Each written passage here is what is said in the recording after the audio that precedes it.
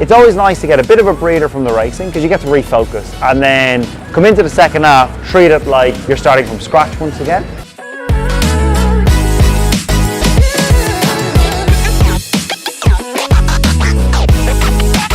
We made some great progress for race 2 in terms of car setup. We changed a lot with the brake master cylinder as well, and that helped.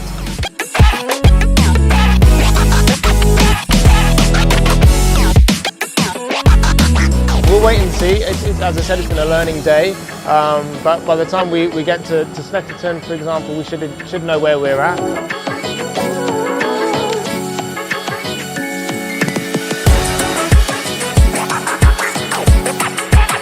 The fan base at Knockhill is what sets this place apart from every other track.